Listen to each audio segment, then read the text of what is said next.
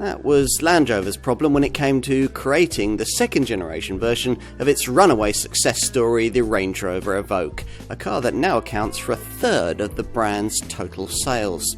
It's a fashionable yet capable proposition that has fundamentally changed the premium mid-sized SUV market, and rivals now have to contend with an evolved version that features a more efficient range of diesel and petrol engines, including electrified and mild hybrid technology. Plus, there's smarter styling, superb ride quality, extra off-road ability, and more interior space thanks to an all-new PTA platform. As a result, if you want an SUV of this kind, this one's still a pretty complete proposition.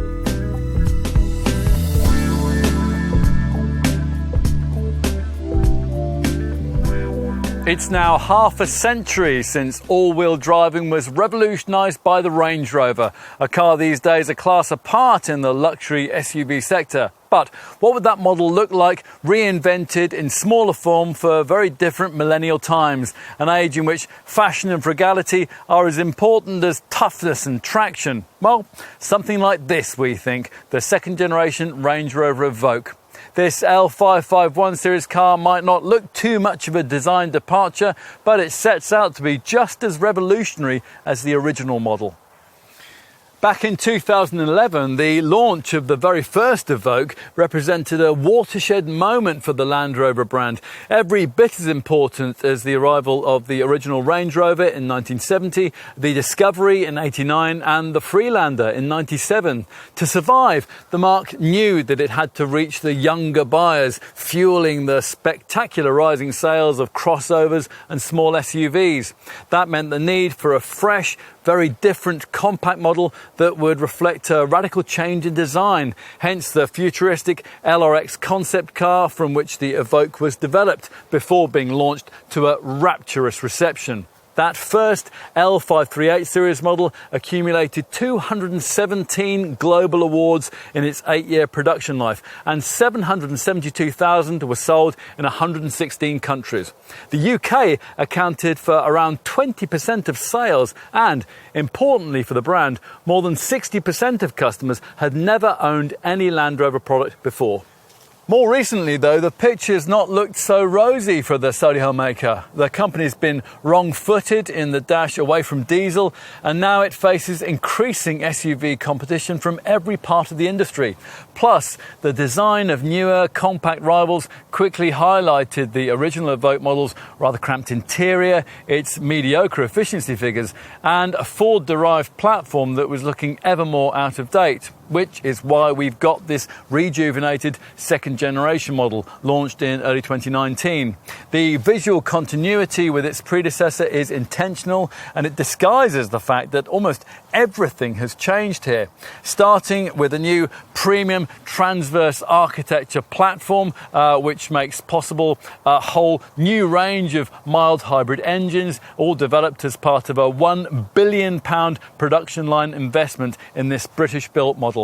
There's a plug-in version too. Thanks to a longer wheelbase, that more sophisticated chassis also gives this Evoque a better shot at a brief that its predecessor really struggled with, namely straddling both the compact and mid-sized premium SUV sectors. Now, it's still no bigger than a Focus outside, but there's now enough room inside for you to feel better about paying BMW X3 or Audi Q5 money for one, which of course is as vital for Land Rover as the installation of the kind of more premium cabin that you'd find in SUVs of that sort. That is now delivered by the single 5-door body style on offer, as well as a range of really clever design innovations, including a ClearSight virtual rearview mirror and a self-learning smart settings system that adjusts the car to your preferences as you approach it. Some things haven't changed though. The Evoque is still easily the most capable car in its segment off the beaten track. In short, it's still a proper Range Rover. It's just that now it feels a lot more like one. Let's put this car to the test.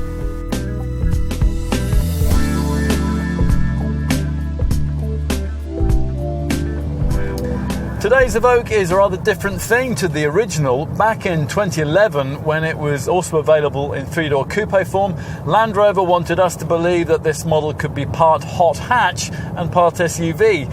It quickly evolved, though, into arguably what it should have been in the first place, a Range Rover shrunk into a more compact form for fashionable urban mobility. This positioning worked well for the original L538 series Mark I model, or at least it did until the diesel market shrunk alarmingly. Its prospects were enhanced by a 2015 facelift that brought new era Ingenium engines and the option of a short-lived convertible body style. But all along, the reality was that the unusual futuristic styling shrouded ancient underpinnings dating back to Freelanders from the turn of the century. Today, in many ways, the opposite is true. The lightly evolved shape of this Mark II L551 series car looks reassuringly familiar, but the new premium transverse architecture chassis it sits on is cutting edge, or so we're told. Now, at first glance, that seems to be true. The PTA platform facilitates a longer wheelbase, and it can support both plug-in and mild hybrid engines. On the other hand, though, in this day and age, you would have expected it would have been able to take a full electric powertrain, it can't, and incorporate the weight-saving aluminium technology which is used in larger Range Rovers that JLR's also been offering in a more compact SUV since it launched the Jaguar F-Pace in 2016. Instead, this Evoque sits on heavy steel beams and has to lug around the kind of curb weight that you'd expect from a much larger model of this sort. In upper spec models, it's close to 2 tons. You could very reasonably point out that the premium compact SUVs this car must primarily compete against are also fundamentally fashioned from steel, but in, say, a Volvo XC40, a BMW X1 or an Audi Q3, that doesn't matter so much because off tarmac they don't need to be able to tackle anything more arduous than a light forest track. To be credibly true to its brand, the Evoque has to be more capable than that on rougher terrain, which partly, but not completely, accounts for a weight penalty over its rivals that can in some cases be 300 kilos or more. Now that certainly doesn't help its efficiency prospects. We're going to get to that later in the film. And in terms of drive dynamics, it also takes this car about as far away from that original hot hatch SUV concept as it's possible to get. Even in its fastest forms, there's nothing particularly sporty about the handling and feel of this model. But in many ways, that's fine. JLR has the Jaguar E-Pace, another rather portly compact SUV for customers wanting a sharper feeling posh small crossover, and the solid structure's hefty feel rather fits with this Evoque's evolved maturity into more of a fully fledged Range Rover product. As part of that, the development team did an awful lot of work on ride quality, borrowing the integral link rear suspension from the larger Velar and mating it with the vibration-killing hydroelastic bushes used on a fully sized Range Rover, and it's paid off magnificently. Nothing else in this class cruises over the bumps as well as an Evoque. It's a major selling point. The steering is well weighted and refinement's better too, thanks in part to a 13% improvement in the body shell's torsional rigidity, although if rapid progress is called for, you won't always be able to appreciate that fully because the engines need to be worked hard to shift all that metalwork. Virtually all the units on offer use the currently fashionable mild hybrid technology, and that's similar to the sort of thing that you find in Mercedes and Audi models to recover braking energy, which is then stored in a lithium-ion battery beneath the rear seat for use during low-speed driving and also to boost performance when you're accelerating. These part-electrified engines are all developments of the previous model's 2-litre Ingenium series units with horsepower outputs referenced by their name designations. In fact, the entry-level front-driven manual D150 diesel variant has pretty much exactly the same conventional power plant used in the previous generation version of this car. Rest to 62 miles an hour takes 10.5 seconds en route to 125 mph, but few customers will choose that model, probably not so much because because it lacks mild hybrid tech, but more because it can't be had with the automatic transmission that most will want. In fact, you can't have any front-driven Evoque with an auto gearbox, which seems something of an oversight on Land Rover's part, given the way that kind of combination is so popular with obvious rivals. For a self-shifter, you'll need an all-wheel drive part electrified Evoque. In fact, you have to have the provided ZF 9-speed auto on every other model in the range. The mainstream diesel lineup is propped up by a mild hybrid all-wheel drive version of the D150, but we can't imagine why you'd ever choose it, given that frankly inconsequential premium gets you the same engine in D180 form, getting you to 62 miles an hour, nearly 2 seconds quicker. The quoted figure is 9.3 seconds en route to 127 miles an hour. There's much more pulling power too. 430 newton meters plays 380, though the 2-ton maximum towing weight remains the same. Here we're trying the same unit in its flagship D240 state of tune, which really would make a good tow car with 500 newton meters of grunt. The performance stats are 7.7 seconds and 140 miles an hour. In truth, this top diesel unit doesn't feel anything like that fast. The weight issue exacerbated by the gearbox's reluctance to shift down as quickly as you might want when a rapid burst of speed's called for. The extent to which you feel this is surprising, given that one of the benefits of the mild hybrid tech is supposed to be the way that it can provide a little electric boost from low revs to torque fill while you're waiting for the turbo to spool up, so helping acceleration from low speeds.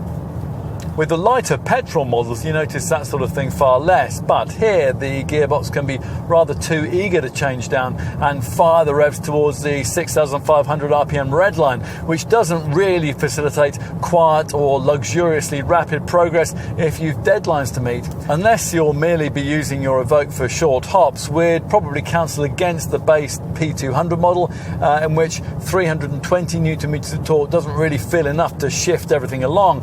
You wouldn't necessarily know that from that variant stats though. Rest to 62 in 8 seconds on the way to 134 miles an hour. For mixed motoring and a conventional petrol version of this car, you'd be better off with either the mid-range P250, which improves those figures to 7 seconds and 143 miles an hour, or the top P300, which enhances them further to 6.3 seconds and 150 mph. As we'll observe further in our cost of ownership section, all these 2-litre mild hybrid petrol units, rather like a drink, which if you're set on fueling from the green pump, might tempt you towards the alternative plug-in variant that you can ask your dealer about. Now here, the engine in question is properly new from the ground up, rather than merely being an older power plant that's been embellished with a fashionable bit of battery tech. With an Evoque PHEV, you get a 3-cylinder, 1.5-litre petrol unit putting out 197 HP and boosted with a 107 HP electric motor. You might conceivably be put off by the asking price, but otherwise, in our view, it's a hugely better proposition than the conventional petrol units. The PHEV package does add on a few kilograms though, slightly nullifying the way that a lighter petrol Evoque turns into corners with a touch more eagerness than the diesel version. The all-wheel drive system in most models uses an efficient driveline setup that works like most other 4x4 packages in this segment, employing a driveline disconnect system which cuts out the prop shaft and the rear axle when they're no longer required, and which will leave you at the wheel of a front-driven Evoque for most of the time. For the top D240 and P300 variants though, Land Rover fits a GKN developed Active Driveline, which uses a clever twin multiplate clutch to manage torque and wheel spin across the back wheels, maximising traction when you're cornering at speed. It's basically a more sophisticated version of the torque management by braking system. Now that's retained for the front wheels on all Evoques. Every model can also, on request, be fitted with optional adaptive dynamics, adaptive damping, and that can be paired with a configurable dynamics screen that enables you to tailor the handling of a car to suit your precise requirements. But other small SUVs will serve you better if you're determined to drive on your door handles. None, though, can hold a candle to this one off the beaten track. Let's be clear, if you're shopping in this sector and you think a car of this kind is, well, pretty pointless if it can't go very far off-road, then you have to buy this one. It's really as simple as that. It doesn't, of course, get the air suspension that lifts larger Range Rovers loftily away from terra firma, but that kind of complexity really isn't needed at this price point. In any case, the Evoque's 212mm ground clearance is already vastly better than the competition, and it facilitates an increased 600mm wading capability. To give you some perspective, that's 150 mils deeper than you can go in a rival Volvo XC40. That is a more significant stat than the impressive quoted approach and departure angle figures, 25 degrees at the front and 30.6 degrees at the rear. After all, though you won't want to cross the Serengeti in this car, you might very well come across a deep winter flood. What's so impressive about the Evoque's off-piste capability is how easy it is to use, thanks primarily to Land Rover's much-admired terrain response system. Now, this has settings for on-road use too, eco and comfort, plus there's an extra dynamic mode if you fitted the Adaptive Dynamics damping package. But where it really shines is off the beaten track, where you can select specific grass, gravel, snow, mud and ruts and sand options to suit the land that you're driving over. Our only previous criticism of this setup in the old model was its lack of a set and forget auto setting, but even that's been addressed now with the improved Terrain Response 2 package, which features here in this car. Once you've made your selection from the various modes, it's really just a case of leaving the car's electronics to work out how best to dole out power and maximize traction, sniffing out grip where none seems to exist, and turning this Evoque into a really impressively capable all-road driving machine. Try to approach what this car can do in extremis at the wheel of any other small SUV in this sector, and you'd damage the thing, and you'd probably be lucky not to disable it. And there's more. All Evoque variants get the same hill launch assist and hill descent control systems that you'd find in larger Range Rover models.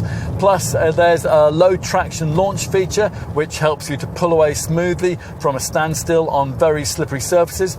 And there's also what's called all-terrain progress control. Now, this is essentially a kind of low-speed cruise control that helps you to maintain steady progress in extreme off-road conditions.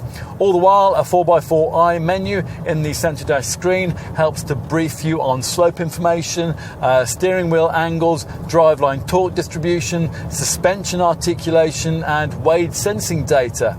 If you're planning to use very much of this capability, even occasionally, then we would recommend a further investment in the optional ground sight clear view forward camera system. Now, that's a so-called transparent bonnet setup that allows you to easily identify potentially damaging rocks and tree roots that you might be just about to drive over. Now, this neat package uses a combined feed from the cameras in the grille and also beneath the mirrors to bring up a digital field of vision on the central infotainment screen here, which is some 15 metres across and 8.5 metres deep. Your front wheels are ghosted into the display to help you place the car. But of course, most likely owners won't really require any of this sort of prowess. For them, the Evoque will continue to be a fashionable family trinket with capability and reserve for the few times it'll be needed. What's magnificent about this car, though, is in comparison to its rivals, when those times occur, let's say when you venture from your front door to discover that the world's covered by a thick blanket of snow, there is that satisfying feeling of having a product that's in its element. It's a bit like having a supercar and unexpectedly finding yourself at a racetrack. Outside of a Land Rover showroom, no other compact SUV can deliver that, which is why no other car of this kind is quite like an Evoque.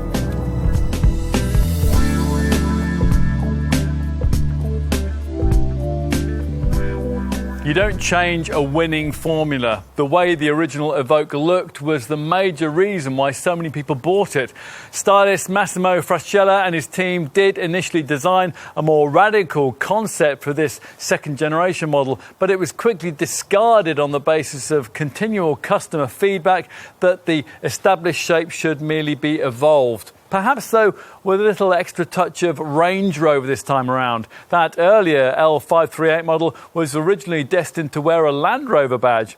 This one, though, which carries over only its door hinges from its predecessor, gains more than a hint of the maturity that marks out the next Range Rover model up in the line, the mid-sized Velar. You notice that especially here at the rear, the most strikingly changed part of this car, thanks to this broad black accent panel that stretches across the tailgate to give a sense of visual width. Purposeful touches include the sweeping directional indicators that feature within the narrower LED tail lamps on plusher models, and the way that the lower skid plate flows up overtly into the bumper section. As before, a neat roof spoiler tops things off. At the front, every Evoque gets these ultra-slim LED headlights, which on virtually all models feature this unique daytime running light signature, and which can now be upgraded to full adaptive matrix status for a beam that's tailored to road conditions and surrounding traffic. Otherwise, the front end look will depend quite a lot on whether you've ordered the optional R Dynamic pack. It's available on all trim levels, which adds twin ribs for these redesigned corner cutouts, faux vents further up the bonnet, and a slightly more overt version of this lower skid plate. The side profile is 100% Evoque. For previous owners, the rising waistline, the shallow glass house and the plunging roofline will be instantly familiar. But even here, a touch of Velar has crept in, perhaps most evidently with these retractable door pulls, which look great when they're flush with the bodywork, but which have a coffin handle-like vibe when they're extended. We've also noted much better paint quality and shut lines, which have virtually halved in size. The swept-back roofline, which of course as here and as before can be contrast coloured, is now 11mm lower. That compensates perhaps for the lack of a three-door coupe body shape this time around. Sadly, there's no follow-up to the old convertible model either. The neat way that on the old model, the exaggerated front wheel arch interrupted the styling flow out of the front headlamp into this vent-style trimming strip has been retained, and that's been extended further back below this restyled door mirror. And larger wheel rim sizes can be had in arches that no longer feature black cladding. 17-inch alloys feature on the base spec, but most variants are fitted out with the 20-inch rims that we have here, and even larger 21 inches are available on request.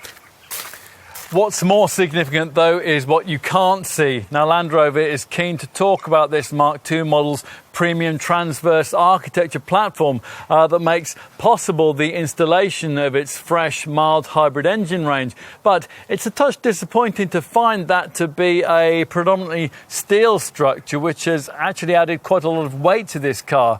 Now that delivers the rather confusing conundrum of a car that is slightly smaller than, say, a compact Audi Q3 premium SUV, at the same time as being slightly heavier than a mid-sized Audi Q5.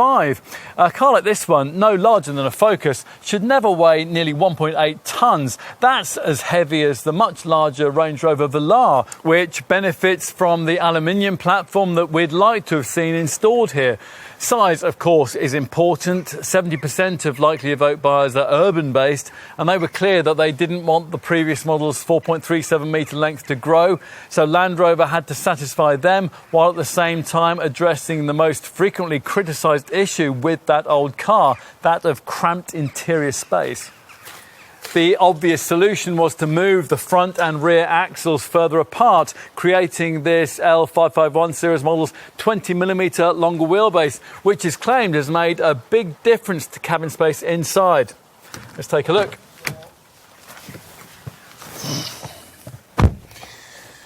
Well, what a change. There were lots of things you could say about the original model's interior, but one thing was always certain: it never made you feel like you were in a fully fledged Range Rover. This cabin does. Now, if you come to this car seeking differentiation from the original, This is where you're going to find it. Once cramped and blandly trimmed, this lighter, larger, smarter cabin can now better justify the premium prices that Land Rover wants to charge. You sit lower than you would do in a larger Range Rover model, of course. There is a higher window line and you can't see as much of the bonnet, but the view out is still a little more commanding than it is with obvious rivals, as the higher ride height led us to expect it would be. Now, if you've owned or frequently driven an Evoque before, you'll notice the key changes immediately. The replacement of that past its sell-by-date circular gear selector by this pistol grip F-type sports car derived shifter, the much wider centre console between the seats, the far classier dished stitched steering wheel, and if you've avoided the too cheaper trim levels, an arguably class-leading level of infotainment screen provision when you fire up the ignition. Yes, as with other Range Rover models, this one now gets the brand's Panasonic-developed Touch Pro Duo twin screen setup. This is Land Rover's vision of a buttonless future where most of the controls lie in menus behind toughened glass, but you still retain an important analogue element, courtesy of these two large configurable rotary dials that float above this lower screen. Both primarily deal with cabin temperature or, when pushed, seat climate functions, and the left-hand one can also deal with your desired terrain response driving mode settings. In between, there's a proper volume dial, so you don't have to stab away at a touchscreen or at a steering wheel button to change the audio output. We would like to have seen the addition of Audi-style haptic touch feedback, though. As it is, you quite often have to take your eyes off the road for too long to see exactly what it is you're selecting, and that's something that's exacerbated by the placement of the lower screen a little too far down the centre stack. In most other respects, though, these screens work beautifully, offering you the ability to better configure the functions that you want to prioritise. For example, it's perfectly possible for the driver to view a navigation map on the upper display whilst your passenger adjusts media settings on the one below. Now, you simply can't do that with the single monitor that rivals offer. We love the graphic definition too, especially in the terrain response section, and the fact that you can alter the angle of this flush-fitting top screen to suit your driving position. Plus, providing you avoid entry-level trim, Land Rover now at last includes the Apple CarPlay and Android Auto smartphone mirroring systems, which every rival offers, as well as its own in-control apps package. Lots of screen options then, so many in fact that you'd probably need an evening or two with the manual to really get your head around all the various screen choices. Anything the Touch Pro Duo setup can't tell you will almost certainly be covered off by the instruments that you view through this imposing four-spoke thin-rimmed wheel, above which you can also have an optional head-up display projecting key commands onto the bottom of the windscreen. In place of the conventional analog dials that you'll find on the lower spec Evoques, high-end models like this one now feature the kind of all-digital instrument binnacle that's been a design feature on the larger Range Rovers for some time. This 12.3-inch interactive driver display isn't quite as intuitive as, say, the virtual cockpit setup that you'll find in a rival Audi, but there are lots of configurable options controlled by touch-sensitive switches on the wheel here. Now, these allow you to view either one or two dials, together with formats that prioritise either navigation, trip computer, media or off-road setting info alongside them. Or you can fill the instrument binnacle screen with a full map layout. It's up to you. As for cabin quality, well, hidden cheaper plastics are in evidence if you really search for them, but broadly what's on offer here gets close to meeting the high standard set by a fully fledged plutocrat Range Rover, which is praise indeed. Slender air vents fit with the minimalistic ambiance, and these individual armrests are a nice touch, though it is a pity that they can't be adjusted for height. The seats are good too, heated across the range, but unfortunately lacking lumbar support unless you stretch to a pair with 14-way electric adjustment. On the subject of seats, the brand thinks that many buyers will want to choose between various sustainable upholstery finishes with the eucalyptus textile and ultra fabrics faux leather combination likely to be the most popular. As an alternative though, you might prefer what's fitted here, a premium textile mix developed with fashionable European upholstery specialist Kvadrat and blended with Dynamica suede cloth that's fashioned from 53 recycled bottles worth of plastic per Evoque. You might feel rather guilty about specifying ordinary leather after considering that, but it is there if you want it. What else? Well, there's not much wrong with the general ergonomics, although the narrow rear window and the slim glass house do slightly limit rearward vision, and they make essential the standard rear parking sensors and the rear view camera. Neither of those features will help much with rear vision at ordinary road speeds, of course, but for a little extra, Land Rover can sell you a feature that does. So let's say that you're carrying bulky luggage or lanky passengers which obscure your view back. Now with this clear sight feature fitted to the rear view mirror, you can simply click the mirror surface into a roof camera-fed widescreen view of the road behind.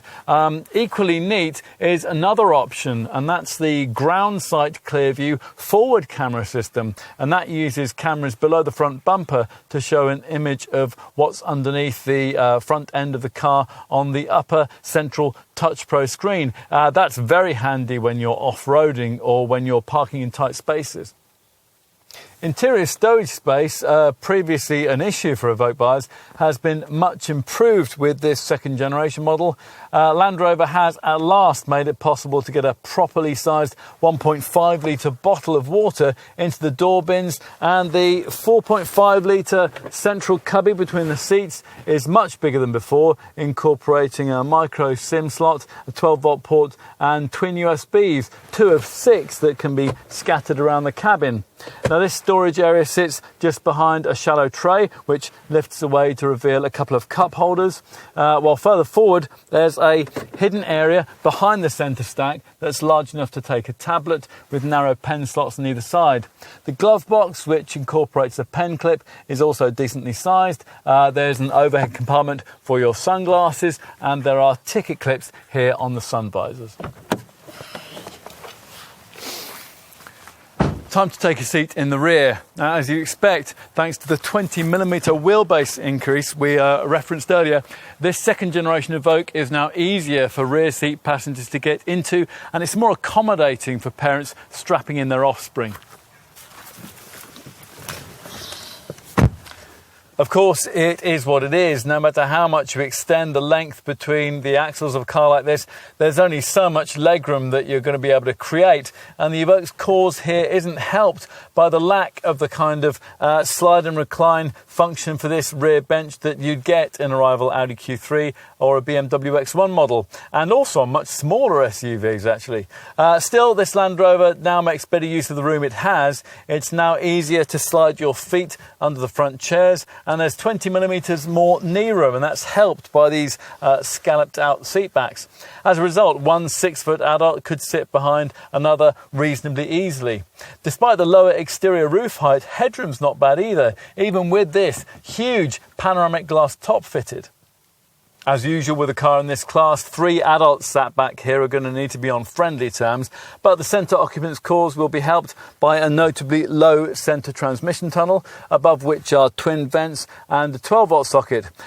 Deep door bins, seat back pockets, LED reading lights and a centre armrest with twin cup holders all feature, and an appropriately premium feel is enhanced by these stitched door cards, which here feature Kvadrat textile inserts.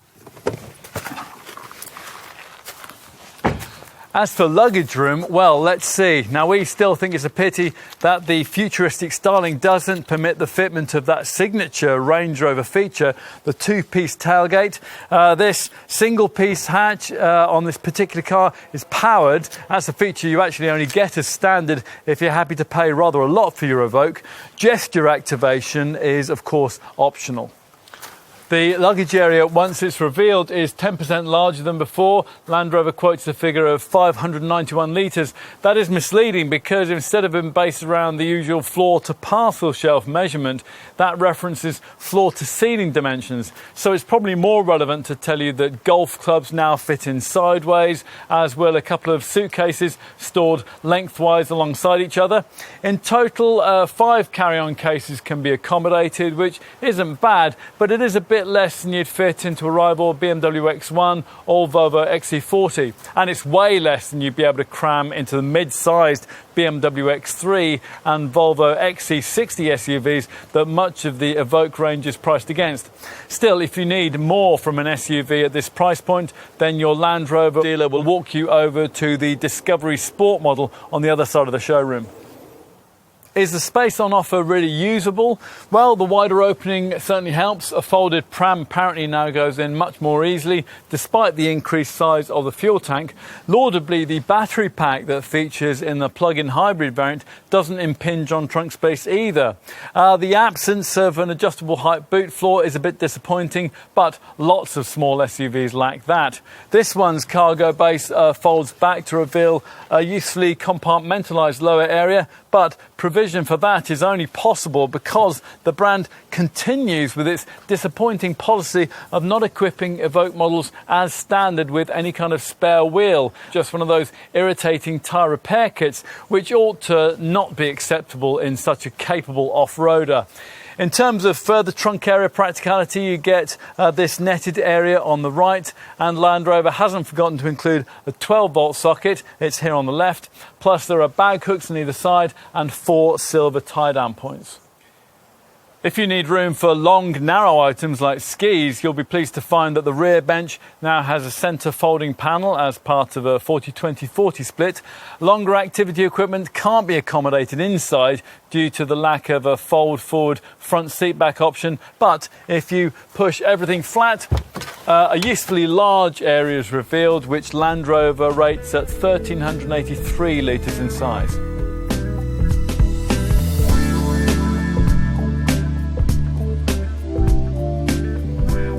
This time around, there's only this 5-door body style, no 3-door coupe, and sadly, no convertible either.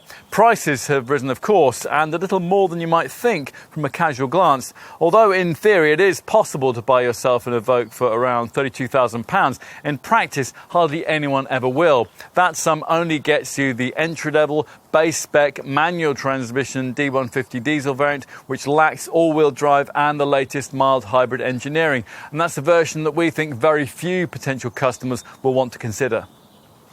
For the majority of typical buyers, the real entry point to the range will lie with the all-wheel drive, automatic, mild hybrid models that from launch came with prices starting in the £35,000 to £36,000 bracket, either the D150 150 HP diesel or for £860 more, the alternative P300 200 HP petrol derivative. Those figures, of course, only get you base trim. The vast majority of Evoque buyers pay more for the S, SE, or as in this case, HSE grades, and you have to stretch at least as far as SE to get the more sophisticated Touch Pro Duo twin-screen interior that you'll probably have admired in the showroom, which actually means a starting spend likely to be in the £42,000 to £45,000 bracket, depending on engine choice. But of course, an Evoque could cost you a lot more than that, especially if it's at least to some extent bespoke to your preferences and you've made a possibly expensive foray into the options list. And of course, a more powerful engine will add significantly to the price too. The strongest seller is the mid-range D180 diesel. We've gone further here with the D240 diesel. Plus, there are gutsier P250 and P300 petrol versions too. And you can also talk to your dealer about a plug-in hybrid variant. Now that pairs a 197 HP 3-cylinder 1.5 litre petrol engine with a 107 HP electric motor. Once you've selected a trim level and a power plant to match, before you start on final spec, your dealer will also want to know whether you'd like to pay an extra £1,500 for a slightly sportier look and feel, courtesy of the optional R Dynamic pack. That's available with all variants. This adds a whole lot of extra trim detailing, principally ribbed front corner outlets, bonnet louvers, a smarter front and rear bumper, and valance design, and inside metal pedals, an ebony Mortzine headliner, and black gear shift paddles for the auto gearbox. Now, it's worth saying at this point what you might be thinking, that list prices aren't the overriding issue when it comes to the way that you might be seeking to take ownership of this car. Only 30% of Evoque customers buy outright. The remainder purchase through PCP finance, and that means that their pricing point of reference is not, say, a 50k car, but a £400 a month car. This Range Rover's model's class-leading residuals come into play here, and that means that with a £7,000 deposit, an entry-level Evoque could, from launch, cost you as little as £245 a month. Now, that is less than you'd pay for apparently cheaper rivals from lesser brands. So if you're, well, slightly discouraged by the list figures that we've been quoting, your prospects for getting yourself into a perfectly spec'd example of one of these might be rather brighter than you might at first think. Anyway, that's given you a feel for Evoque pricing and range structure. Let's now position this, the most compact Range Rover contender, for you in terms of the Solihull maker's wider model lineup. Size-wise, the most obvious comparison to make is with the brand's Land Rover entry-level model, the Discovery Sport, a more spacious but less fashionable alternative which shares much of this car's engineering and technology. Now, some Discovery Sport variants, the base diesel and petrol versions, for example, they are priced very similarly to their Evoque counterparts. In other cases, though, with the volume D180 diesel variants, for example, a Disco Sport could cost around £5,000 more than an equivalent Evoque, which you might think reasonable given that most sport models can seat up to 7. Perhaps more relevant brand comparison is with the Range Rover series model that sits directly above this Evoque, the Velar. Now, one of those commands a premium of around £10,000 over a directly comparable Evoque. Let's get on to the question of how mainstream variants of this car square up to potential premium C-segment SUV sector rivals from other premium brands. And let's use the volume D150 and D180 diesel variants that the vast majority of Evoque customers choose as our benchmark. Before we get started, there is a basic issue here. What size of premium SUV do you perceive this to be? Is it a compact model like, say, a BMW X1 or an Audi Q3, or a mid-size model like, say, a BMW X3 or an Audi Q5? Dimensionally, there's no doubt that the Evoque falls amongst cars in the smaller category, but Land Rover says that's intentional for urban manoeuvrability. The company reckons that the extra interior space made possible by this second-generation design's longer wheelbase leaves it equally able to target the larger mid-sized models that sell in the £40,000 to £50,000 price bracket, which is, as we said earlier, the price span that the most desirable part of the Evoque range now falls into. For simplicity's sake, for competitive price comparisons, we're going to stick with premium models in the compact SUV segment here. If you're buying in this class, you might already be aware that this car shares some of its engineering with another Jaguar Land Rover compact SUV product, the Jaguar E-Pace, which costs a fraction less and is sportier to drive, but which is smaller inside and nothing like as good off-road. It is more likely, though, that an Evoque buyer would be looking at small SUVs from the premium sector market leaders, cars like BMW's X1, Audi's Q3, the Mercedes GLA and the Volvo XC40.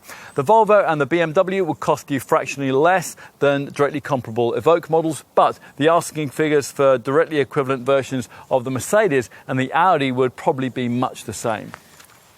And Evoque very creditably manages to combine at least, if not more, of the interior space that you get in models like those with something of the sportier, swept-back silhouette of the various coupe-style small SUV models that are now springing up in the segment, cars like the BMW X2 and the Audi Q3 Sportback.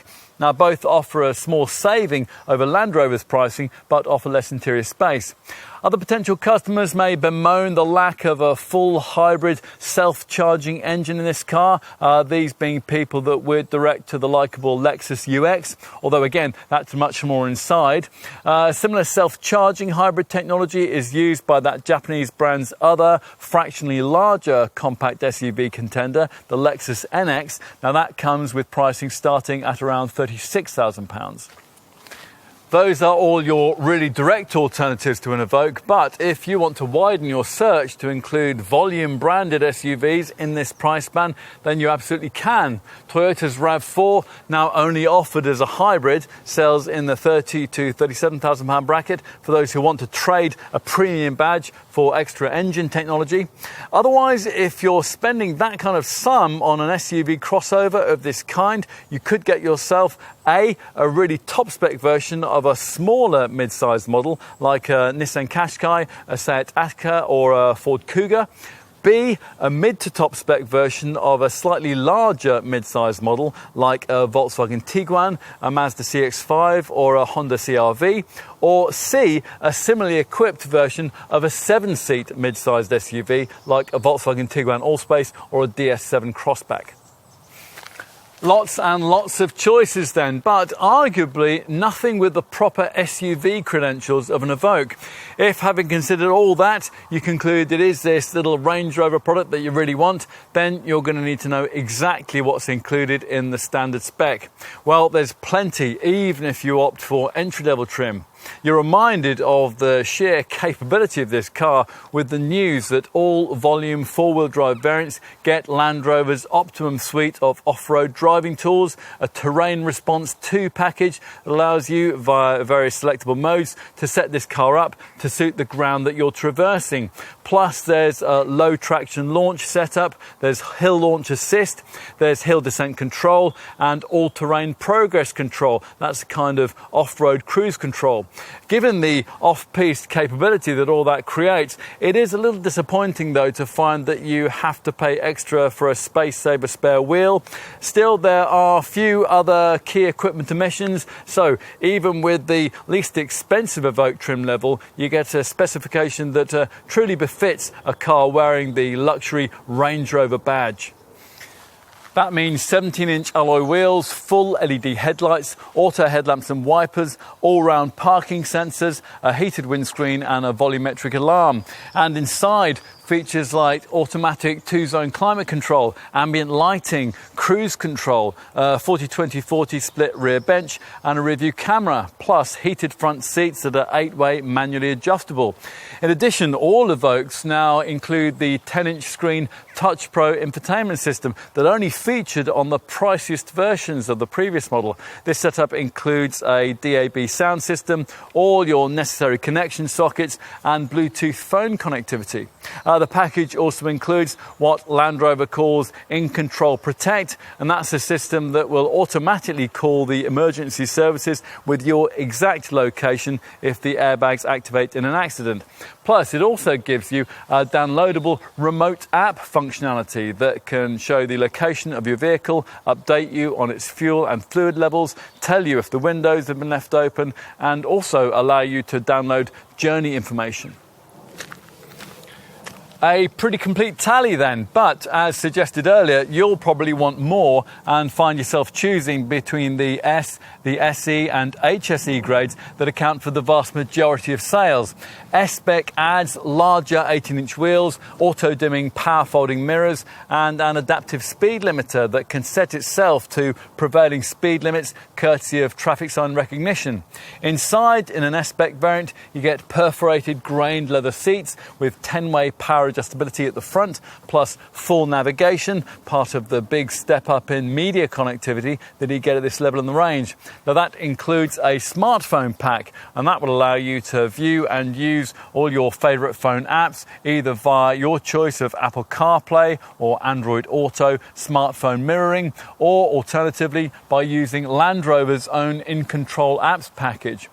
Just as clever is the included Connect Pro pack. Now that gives you the brand's pack of pro services which update you on traffic congestion, add satellite and street level imagery to the GPS system. It gives you an online search function for journeying information and allows door-to-door routing, via which navigation to a set destination continues on your smartphone, so that after you park, you're guided to the very door of your destination address.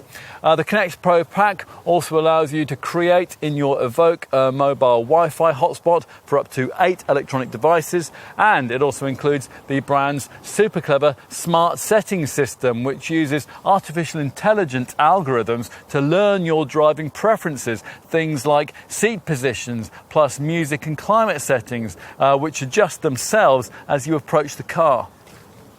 All of that comes on an S-spoke Evoque. As mentioned earlier though, you'll need to stretch at least as far as mid-range SE trim if you want this car's cabin in its most sophisticated form, complete with the twin central infotainment screens of the Touch Pro Duo setup and the fully digital interactive driver display that replaces the conventional dials in the instrument cluster.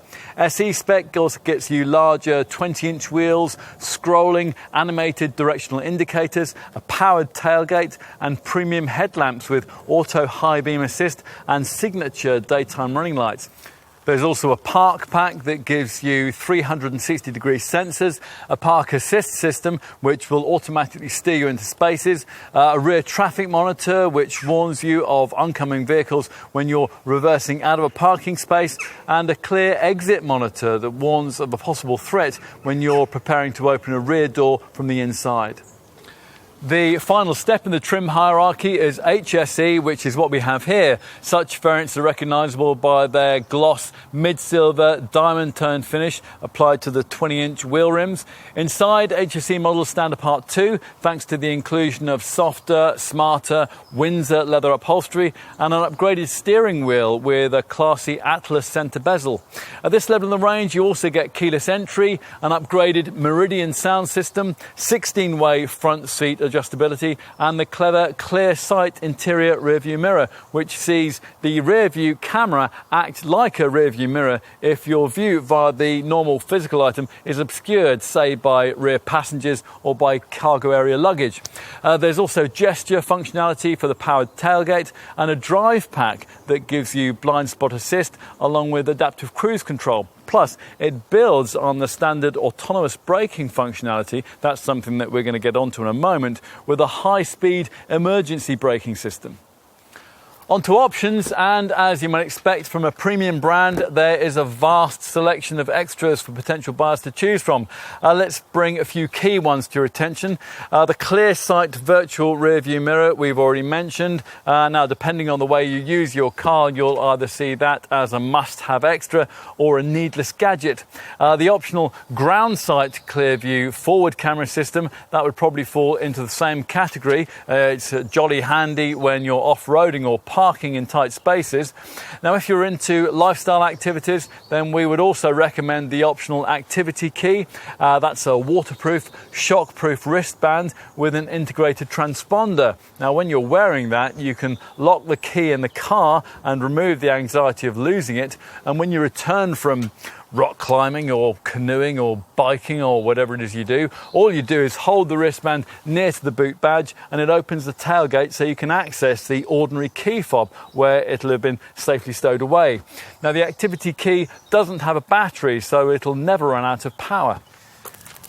What else? Well, on base and S-spec Evoques, you can add the Touch Pro Duo twin centre dash screens and the interactive driver display digital instrument cluster for only a few hundred more. Across the range, you might be tempted by a head-up display, a cabin air ionisation package with or without an air quality sensor, and configurable ambient lighting. Plus, maybe also one of the two Meridian audio system upgrades. There's a 10-speaker package or a 14-speaker surround sound setup, setup. Curiously, front fog lights cost extra on all models, and you can upgrade the LED headlights with matrix technology, which will allow them to adapt elements of their beam to road conditions and other vehicles. And you might also want privacy glass, a solar attenuated windscreen, a TV tuner, keyless entry, and the panoramic glass roof that we have here. That's available in either fixed or sliding form. You might want to spend a bit of money on the front seats. Depending on the spec you've chosen, these can be upgraded with 10, 14 or 16-way powered adjustment. The latter two options feature lumbar support, plus the chairs can be specified with cooling and massaging functions, and the rear bench, that can be heated too. As I mentioned, nearly all models get leather upholstery, but you can upgrade that to softer perforated Windsor leather, or you can swap it out for more eco-friendly, sustainable fabric options, either a eucalyptus textile and ultra fabrics faux leather combination, or as here, a combination of Fadrat textile and dynamic suede cloth. You could also spend a bit of extra cash on the steering wheel too. You can get it power adjusted and or heated, or you can trim it in a suede cloth and textile finish. As for driving stuff, well, Land Rover's offering its Adaptive Dynamics variable damping system, which allows you to alter suspension feel. This setup uses sensors that analyse body movement 100 times a second and wheel movement 500 times a second, ensuring that the damping should always be perfectly suited for the way you want to drive. It works through the various modes of that terrain response 2 driving mode system we mentioned earlier, and it can, at extra cost, be embellished with a further configurable dynamics mode, which allows you to set up specific personal preferences with regard to throttle, steering and suspension feel. For those who are more interested in off-road dynamics, well, we'd recommend the wade sensing feature, which shows your current fording depth on the center dash screen. Wade sensing can only be ordered if you've also paid extra for the 360-degree surround view camera system. And beyond that, well, if we were buying, there are a few things that we might want to put aside a little extra budget for. Bear in mind that a space-saver spare wheel costs extra, so you'll need to budget for that if, in the event of a puncture, you don't want to be stuck by the side of the road with one of those irritating tyre inflation kits. Other practical features that you might want to specify include a powered tailgate, plus for the load area, a partition net, storage rails, a collapsible luggage organiser, a rubber mat and a liner tray. You can add in seat back stowage, a rear bumper protection cover and a modular click and go system for the rear of the front seats, onto which can be clipped hooks, hangers, tray tables or tablet mounts. For those with dogs, there's a quilted load space liner, a full height luggage partition and even a spill resistant water bowl and a portable rinse system. A larger fuel tank can be ordered too. There's a stainless steel undershield, a power socket pack is available, and you can have a smoker's pack if you haven't yet kicked the habit. Roof crossbars, they'll allow you to specify a roof box, a roof bike carrier and carriers for skis and snowboards. In addition, many owners will want the electrically deployable tow bar to be fitted, or a simpler detachable one, in which case your dealer will also want to tell you about the advanced tow assist technology that you can have that'll help you when you're hitched up and trying to park a trailer. With this setup, images from a rear-facing camera are relayed to the central touchscreen, and the driver can manoeuvre using the Terrain Response 2 system's rotary controller. The advanced tow assist system will then autonomously steer the trailer into place. All the driver has to do is to operate the accelerator and brake pedals. Onto aesthetics. Wheel rim sizes tend to be key for Evoque buyers, so there's a wider than usual range of different alloy designs on offer in sizes from 17 to 21 inches. This particular car's 20-inch 5 split spoke gloss mid-silver diamond turned rims are particularly nice. Whatever your rim choice, don't forget to add in locking wheel nuts. Onto paintwork. Bear in mind, unless you want your Evoque finished in solid Narvik black or Fuji white, you'll have to pay pay extra for one of the metallic finishes. There are 8 shades on offer as part of what Land Rover calls a more grown-up palette, including this car's Kaikoura stone finish. Plus there are 2 further premium metallic hues of Carpathian grey and silicon silver. Both black and silver coloured contrast roof options are available, although of course not if either black or silver is already your primary colour choice. You can have the mirror covers in black, chrome or carbon fibre and the side vents in Narvik black. For the interior, you could add chromed or illuminated tread plates, ash veneer or aluminium inlays, and an extended leather upgrade that extends leather across the dash and the doors. Here we have a headliner in ebony mortzine, or you can have it trimmed in suede cloth. You might also want to look at premium carpet mats or black or aluminium gearshift paddles. On to safety, where, as you'd expect, most of the main bases are covered. Now, Land Rover hasn't bothered with offering a driver's knee bag, nor do you get the clever pedestrian airbag that's fitted to a Jaguar E-Pace, but twin front, side and curtain airbags are inevitably standard. Other expected passive safety features include Isofix rear child seat fastenings, anti-whiplash head restraints, tyre pressure monitoring and the usual electronic assistance for traction and stability control. As usual, there's ABS braking with emergency brake assist to aid in panic stops, and those are advertised to following motorists by automatically activating hazard flashes. What else? Well, Evoque occupants are surrounded by a high-strength steel safety cell, and the reactions of the person in charge at the wheel will constantly be overseen by a standard driver condition monitor, which is there to search for signs of drowsiness. As for driving aids, well, Hill Start Assist stops the car from drifting backwards on uphill junctions. There's engine drag torque control to reduce the chance of the kind of wheel lockup that might be caused by strong engine braking in slippery conditions. Cornering brake control varies braking force to each wheel to avoid unsettling the car too much if you're unwise enough to brake at speed in the middle of a corner. And roll stability control is integrated into the standard dynamic stability control system to reduce the possibility of a rollover during extreme turns at speed. Plus, if you have fitted a tow bar, then you'll benefit from trailer stability assist, which mitigates against trailer sway. All well and good, but what about the kind of clever camera-driven safety features that increasingly are present in all this model's main rivals? Well, of course, the Evoque has these too. Fitted as standard across the range is an emergency brake assist system which scans the road ahead as you drive in search of potential collision hazards, whether they be vehicles or pedestrians. If such a thing is detected, you'll be warned. Now, if you don't respond, or perhaps you aren't able to, then braking will automatically be applied to decrease the severity of any resulting accident. In addition, all Evoque models get a lane keep assist system that'll alert dozy drivers if they're veering out of their lanes on the highway. Plus, we particularly approve of the optimised assistance SOS emergency call feature. Now, that's built into the standard remote app package. Now, that will transmit your location and your diagnostic data to the emergency services in the event of an accident, and that could be a lifesaver.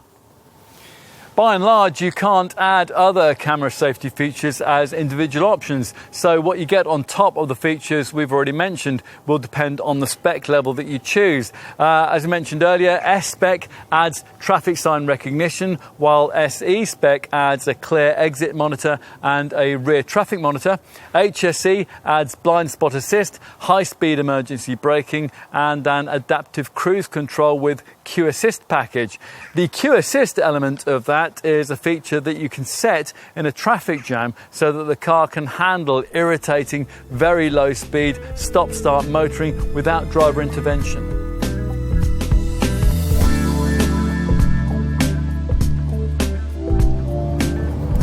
The key stat you need to know here doesn't for once relate to fuel figures, emissions readings or taxation status. It's this Evoque's exemplary residual value showing. Depreciation is one of the biggest costs of running a new car, yet it's also the easiest one to forget in the excitement of buying one. Now this little Range Rover model clings onto its value with class-leading tenacity.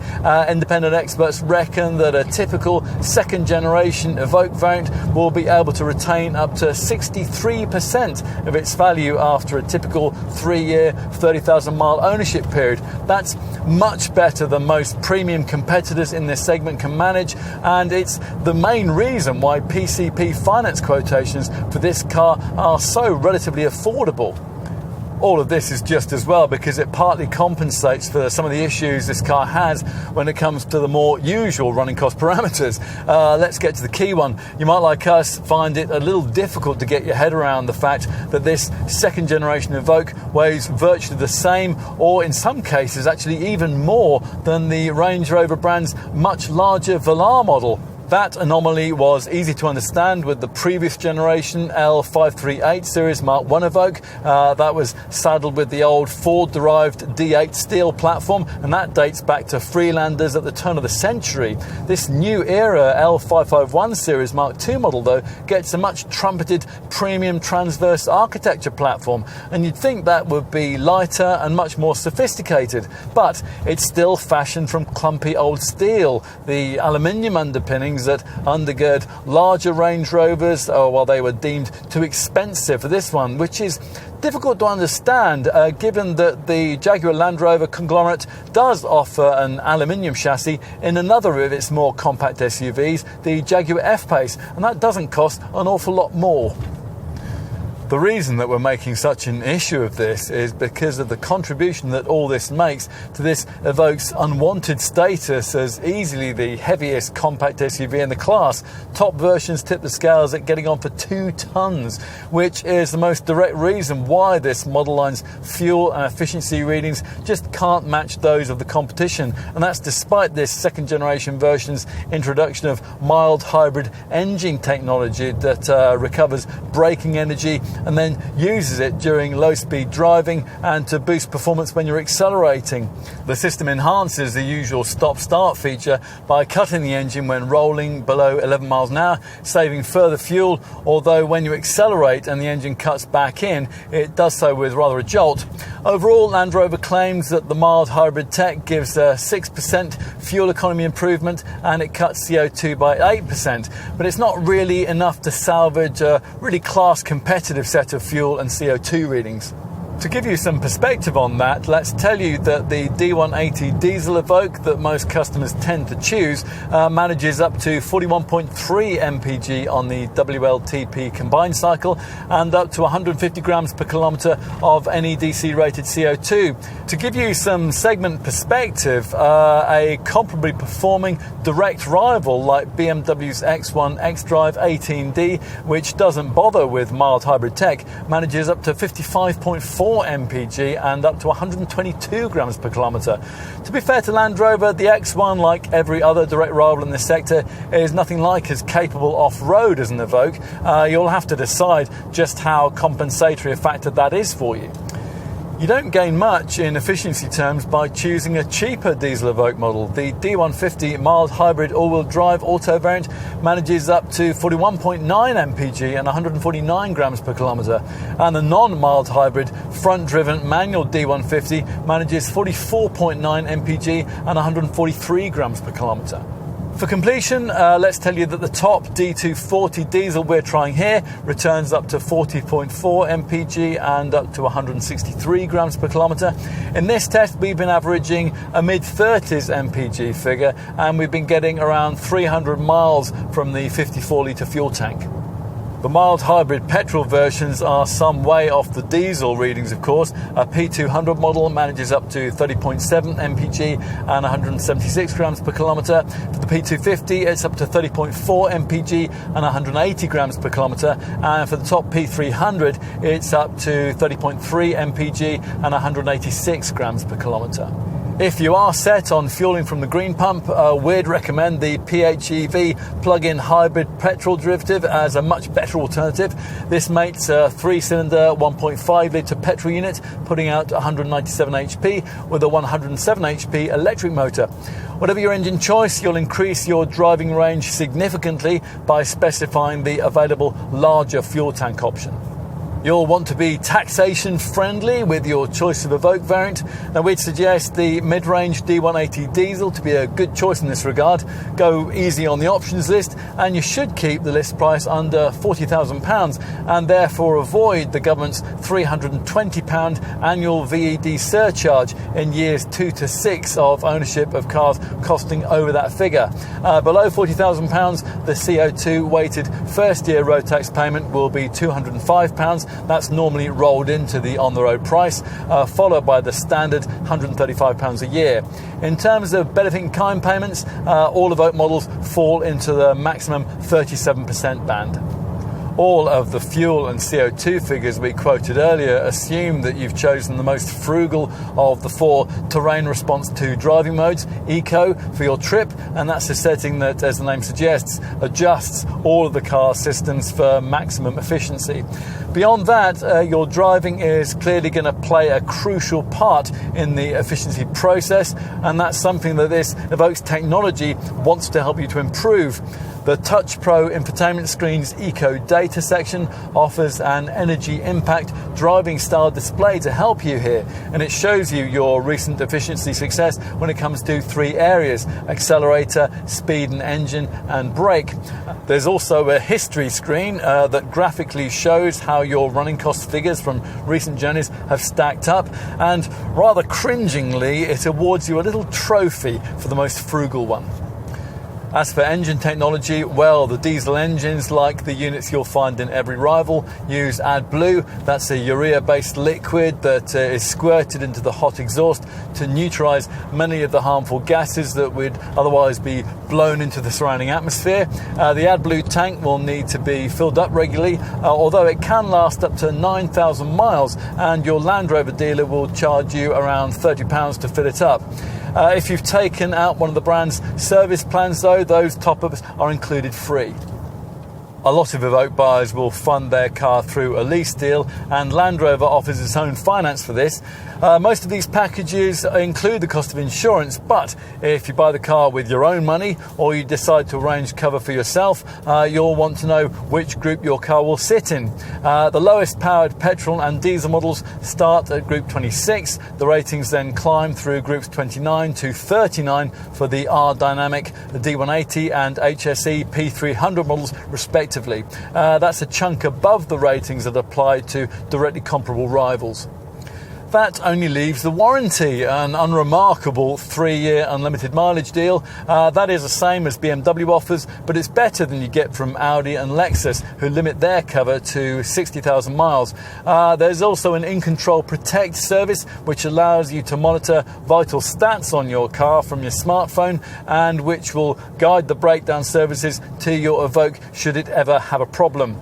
Also included is European cover and a promise to get you on your way as soon as possible in your own car or in a loaned vehicle if the required repair will take longer than 4 hours.